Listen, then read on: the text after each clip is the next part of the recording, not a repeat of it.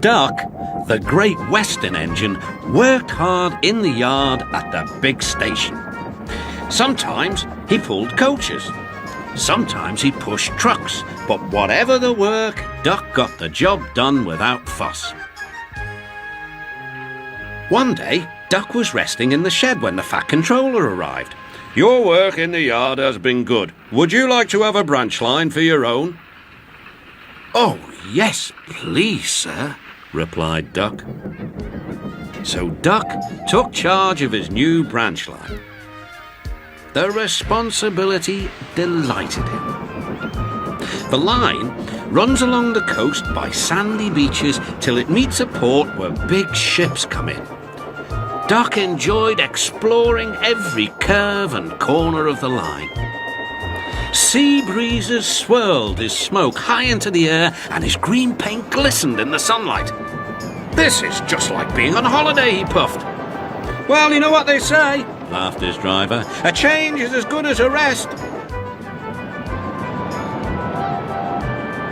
Soon Duck was busier than ever.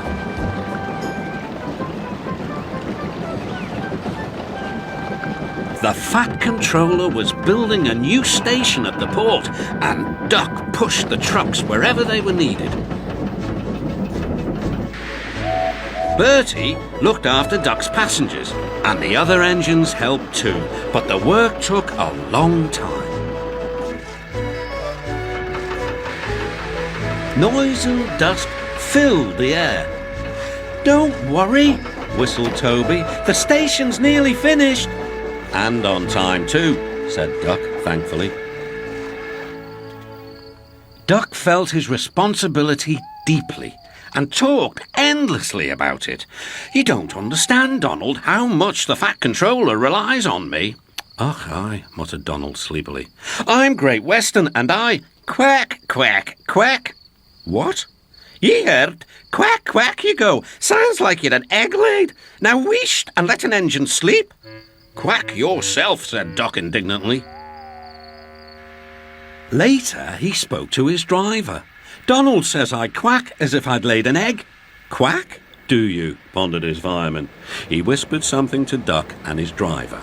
They were going to play a joke on Donald and pay him back for teasing Duck.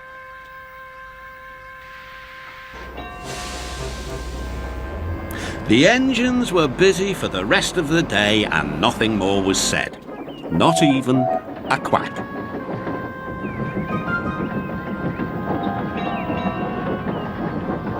But when at last Donald was asleep, Duck's driver and fireman popped something into his water tank. Next morning, when Donald stopped for water, he found that he had an unexpected passenger aboard. A small white duckling popped out of his water tank. "Nay, who's behind this?" laughed Donald. The duckling was tame. She shared the fireman's sandwiches and rolled in the tender. The other engines enjoyed teasing Donald about her. Presently, she grew tired of travelling and hopped off at a station, and there she stayed. That night, Donald's driver and fireman got busy, and in the morning, when Duck's crew arrived, they laughed and laughed. "Look, Duck! Look what's under your bunker! It's a nest box with an egg in it!" Donald opened a sleepy eye. Will. You must have laid it in the night, Duck, all unbeknownst."